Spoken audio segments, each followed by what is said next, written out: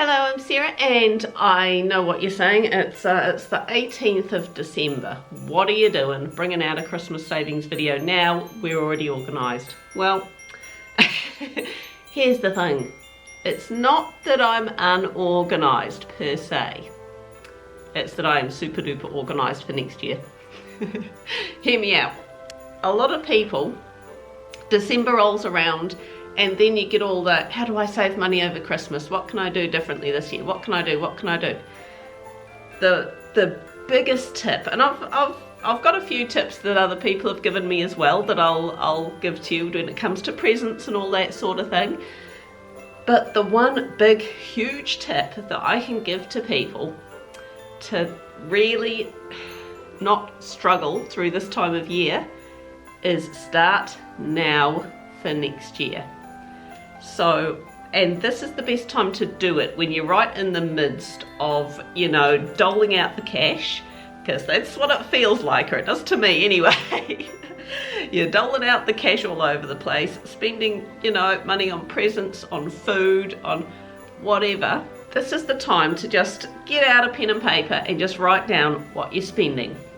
Take notes so that you will know how much you're gonna need. So, I mean, in my instance, I've got 3 kids I'm buying presents for, and I've got 5 nieces and nephews. Now, I don't buy presents for brothers and sisters anymore. We just buy for the kids. So that, you know, that cuts that down a bit. I know a lot of families do secret Santas and that sort of thing between the adults, so you only have to buy 1 present and you get 1 present. That's all cool as well. What I highly recommend, if you don't do it already, and I literally did this yesterday, go to your online banking or go into your bank if you don't have access to online banking. Open up a savings account that is just called Christmas. Write down, so I'll just give an example. My 3 kids, for the sake of making it easy to calculate, I'm just going to give a nice rounded off figures, so $20. If I were to spend $20 on each of my 3 kids, right, so that's $60 right there I'm going to need. The 5 nieces and nephews, let's say I spend $20 each on them, okay, so that's now at $160. And I should just put a quick, before I start talking about this, I should just put a quick thing. Any children watching this who might be about, you know, under the age of 10, switch off now, because there's about to be a few spoilers. Okay, I'm just giving you a minute, get out of the room, X out of this. You don't want to be hearing this, spoiler alert. Okay, no young kids to be watching this. Santa. So, stockings. A lot of people have different theories and different things they do when it comes to Santa stockings. But anyway, I mean, it's not cheap. Even if you fill a Santa stocking up with really cheap $1 and $2 items, it can still be expensive. And when there's 3 of them. So anyway,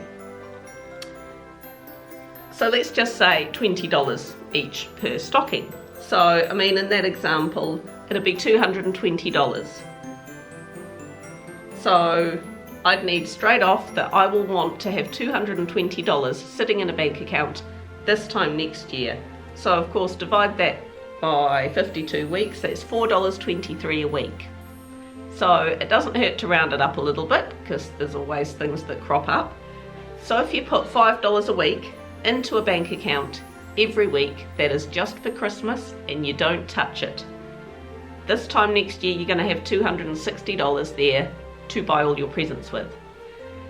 So that's a biggie. Needless to say, you can do the same thing for food. I mean, a lot of people like to join like supermarket loyalty clubs and that sort of thing. As I say, you know, now is the time to be doing it for next year. If you work out how much you're going to need and you think, $5 a week, I can't afford that. Now, I mean, we're all I heard a saying once, we're all in the same ocean, we're all trying to paddle through the same stuff, but we might have a different boat. You know, we're all trying to get to the other end, But some people might have a super yacht with a motor attached to the back. Some people might be paddling away in a canoe. I think that's quite a cool metaphor when it comes to money and that sort of thing. So for some people, $5 a week, yeah, no biggie. They can not go out and buy a coffee once a week. $5, boom, easy, in the bank. For some people, $5 might be more of a big deal, and for those people, I'd recommend, I'll put some links below to some of my other money saving type chatty videos.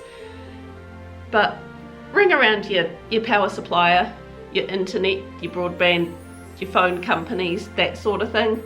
Bet anything you can save $5 a week by doing a ring around, or even telling your current provider that you are looking around, and they'll sharpen the pencil. I recently just did that, and I'm now paying $15 a week less with the same people we were with. So it does pay to do that sometimes.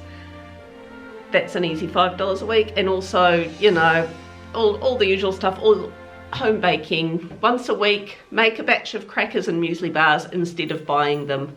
There's $5 saved right there easily. So, you know, there's lots of little things you can do to save money, just to put a little bit of money each week into a bank account so that this time next year you're all good. There is no stress over money. Now, when it comes to the Santa stockings for kids, I mean, me, I've got one non-believer. My 10-year-old, she cottoned on a while back. My 8-year-old, I'm not sure. I think she's wavering. I think I might have her for one more year there, but, you know, Master 5, he is still well and truly a Santa believer, which is nice. But I still do it. As long as they're willing to play along with me, I still do a Santa stocking. So that's my deal. You know, the oldest one, she is still quite happy to play along because she knows where her bread's buttered. So when it comes to Santa stockings, I would suggest buying things for that, I mean, some people, everyone does things differently. Some people get one main present from Santa and then lots of things from Mum and Dad. We kind of do it the other way around. We get any big presents that they really want, that's from us, you know. Santa ain't getting the credit for that. Santa fills their stocking stuffers. He gives them stuff that, you know, we had the odd little fun thing like bubble wands and water pistols and that sort of thing. But I tend to put things in there as well that they're going to need anyway. So you're actually not spending extra money. Things like colouring pencils, felts, socks and undies. Santa loves giving socks and undies. Toothbrush, you know, something yummy and treaty. I mean, their favourite cereal. You'd be surprised. My kids get a kick out of getting their favourite cereal from Santa. We've actually got one of those little mini multi-packs. But you know, a new beach towel, some jandals, a new sun hat, whatever, you know, stuff that they would need anyway. And, you know, wrap them all up individually so they have fun unwrapping it all. And as I say, I get a few $1 or $2 items that's just little fun stuff as well. So although it does cost, it's all stuff we would have had to have bought anyway. So that's the way I go about that.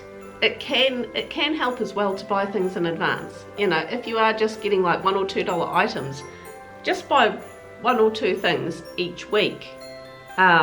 Leading up to it, you know, start in September, buy one little thing each week and it will all add up. Another trick I've heard that people do when it comes to presents is 4 things: something to wear, something to eat, something they want, and something to read, which I think is cool. Wear, eat, want, read. I quite like that. I think that's pretty neat as well, if that works for you. Wrapping paper. Of course, you don't need Christmas wrapping paper. Newspapers will do the trick. Or get your kid to create a work of art and wrap someone's present in it. My kids don't like that because they don't want their artwork destroyed. Somebody else suggested putting things in boxes. You know, you get free boxes from Pack and Save supermarkets. Put the present in boxes and get the kids to paint them all pretty. But if you are into your Christmas wrapping paper, because it just looks nice under the tree, you know, you just like that, that's fine, but don't buy it now. Buy it in January for next year. So yeah, I mean, we got rolls of Christmas wrapping paper last year for like 40 cents each, and then I think the week after we bought them they were reduced down to like 8 cents each or something really ridiculous. You know, mid to late January, buy a whole heap of Christmas wrapping paper for the next year, if that's, you know, if you're into your Christmas wrapping paper. And the same thing for decorations. If you're into stocking up on your baubles and tinsels and stuff, do it in January. Obviously it's not easy to get in that mindset, because come December you're thinking about Christmas, not January. January you're over it. There's also no harm, I think, especially when it comes to older kids, in giving gift vouchers. Not so much that giving gift vouchers for experiences. You know, I'm not big on giving someone a gift voucher and saying, here you go, spend some money here. I just think that's a bit meh. I don't know, some kids might be into that. But experiences that you could do over the holidays. Had you planned on taking your kids to the zoo anyway? Give them a voucher to go to the zoo. Go to the zoo, movie tickets, even if you just make it yourself, a voucher to spend a day with the family at the swimming pools. Even free stuff, a voucher for a fun day building sandcastles at the beach, a voucher for the bushwalk of your choosing. You know, get creative, anything like that. Even make up a little booklet maybe with some experience vouchers in it. So, you know, that can cost little to nothing. Now, of course, things like the Christmas menu, lunches, dinners, having a get together. I know this year has been a bit weird. I know some parts of the world are still in lockdown with COVID-19. We are really lucky here in New Zealand. We're a nice little isolated island, so we've managed to contain it pretty well, so we are not in lockdown, huzzah. When it comes to the gathering, the Christmas dinner, Christmas lunch, whatever you do, needless to say, get everyone to bring something. Don't just put all the responsibility on one person to put on a big spread. You know, get someone to bring the dessert, get someone to bring some snacks, the chippies, whatever. Everyone pitch in and it will be much less of a hassle. But yeah, that really is my big main tip, is to start now for next year. Open up a savings account, label it Christmas, and just put however much each week you're gonna need for next Christmas, because then there will be no stress, at least not over money anyway. There's always some stress. I hope you all have a brilliant Christmas. We'll be putting one more video out before Christmas, because silly as we are, we've gone and entered ourselves into the Oxford Santa Parade this year. So anyone in the area, feel free to come and laugh at us. I will be putting that on a video as well, so you know, you're not gonna miss out. You'll get to see us in all our glory, wearing onesies. As always, I love getting tips and tricks from you guys, so comments down below. Give me your best Christmas savings tip. We'll release our video of us in the Santa Parade soon, so you can have a good old laugh at us. And we'll catch you next time. Bye.